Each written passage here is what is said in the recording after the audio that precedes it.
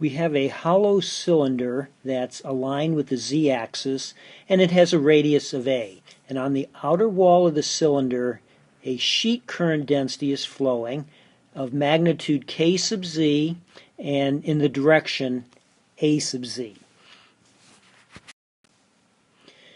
Now we can think of the current flowing as a collection of current filaments lined side by side around the cylinder. Okay, so now what I want to do is take a view looking down the z-axis. So in other words, we're going to take a look at a cross-section of the cylinder looking down the z-axis. Okay, so here's our cylinder with radius A, and you can see the current filaments lined up to form our sheet current density that's flowing up in the A sub z direction. So we're going to first consider the case of rho where rho is greater than A. So let's look at one current filament and the magnetic field intensity that it generates. So we're going to look at this current filament right here. So the current is flowing up out of the page.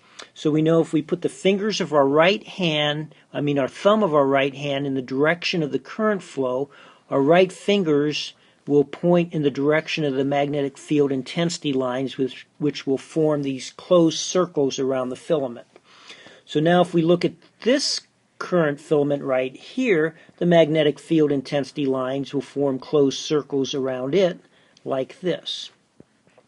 So now let's go to this point outside the cylinder and look at the magnetic field intensity lines from these two current filaments that are symmetrically on the two sides of the cylinder from this point where we want to find our field. So this is the magnetic field intensity generated by this current filament, and this is the magnetic field intensity generated by this current filament at this point. Okay, so the direction of the magnetic field intensity at this point due to this current filament is in the direction of this tangent arrow to the circle at this point, and the length of the arrow represents its magnitude. Similarly, this tangent arrow here represents the direction of the magnetic field intensity due to this current filament at this point, and again the length of this represents the magnitude. And since the two lengths are the same, and from the geometry we see that they will sum and give a magnetic field intensity that's only pointing in the A sub phi direction. And so what we can do is use superposition and just keep taking pairs of current filaments like this all around the circle and computing the corresponding magnetic field intensities and summing those, and we would find then that the magnetic field intensity at this point due to the cylinder is h sub phi rho in the A sub phi direction.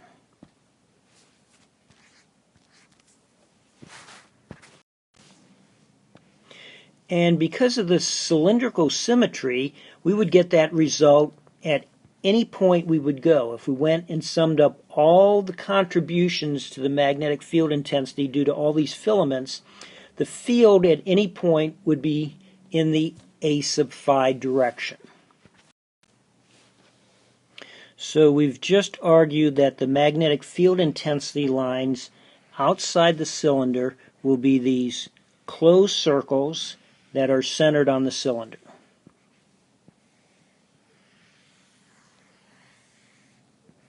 So the form of these will be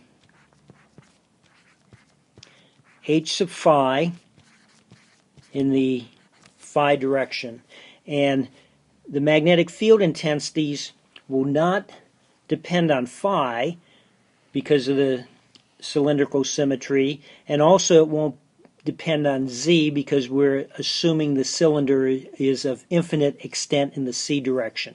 So the only variable it can depend on is rho. Now that we know the form of our magnetic field intensity for rho greater than a, where a is the radius of our cylinder, we're going to apply Ampere's circular law that the integral of h dot dl is equal to the current enclosed. The Amperian loop we're going to pick for our path of integration is going to be a circle of radius rho centered on our cylinder.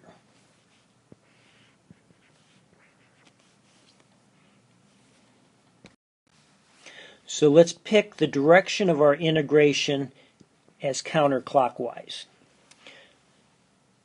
Okay, so the integral of h dot dl is equal to the integral of the form of our magnetic field intensity. It only has a component in the phi direction, and it will only depend on rho, and we dot it with dl.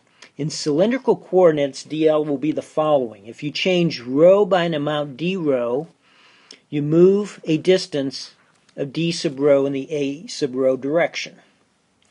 If you change phi by an amount d phi, you move a distance rho d phi in the phi direction.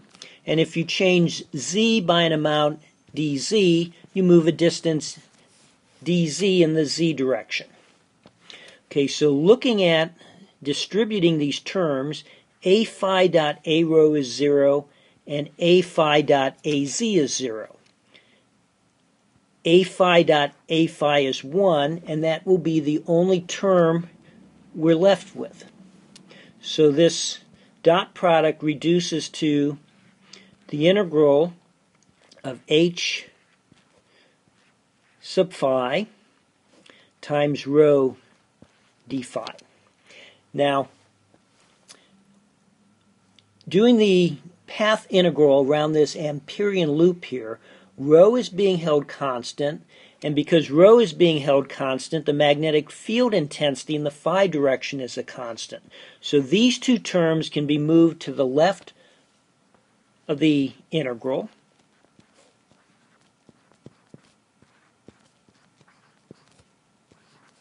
And so we just have an integral of d phi. So to move around the closed path, phi will change from 0 to 2 pi. So the integral of d phi from 0 to 2 pi is just 2 pi. So our integral becomes 2 pi rho times our h component in the phi direction. Now, this is going to equal the current enclosed. Now, we know the sheet current density around the cylinder. It's K sub Z amps per meter. So we need to multiply that by the distance around our cylinder, the circumference of the cylinder, which is 2 pi times A. Okay, so this will equal the current enclosed being 2 pi A times K sub Z. So now if we solve for our component of H, we get A times K sub Z over rho.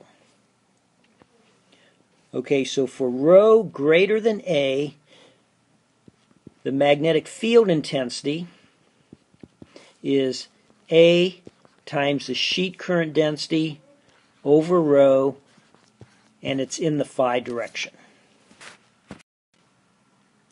So now we have to address the situation for inside the cylinder for when rho is less than A. We'll see it turns out the magnetic field intensity inside the cylinder is 0. And if you have an Amperian loop inside here, and you take the integral of h dot dl around that loop, clearly the current enclosed by that loop, that is the current through this surface, is 0. Now, it's wrong to conclude that because of this, H is equal to 0. Because we know H is not 0 outside our cylinder, but if you took a path like this, integral of H dot dl around that path is going to be 0 because there's no current enclosed, but there is a magnetic field intensity at every point along our loop. So we need a different argument to come up with to see that the magnetic field intensity is 0 everywhere inside our cylinder. So let's consider this point here inside our cylinder. So this vector here represents the magnetic field intensity at this point due to this current filament, and this vector here represents the magnetic field intensity at this point due to this current filament.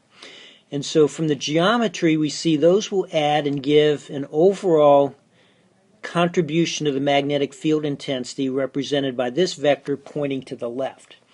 Now, if we move to another pair, like these two right here, we would see that the magnetic field intensity at this point due to this current filament is represented by this vector, which is longer than the vectors here because we're now closer to the current filament producing that magnetic field intensity.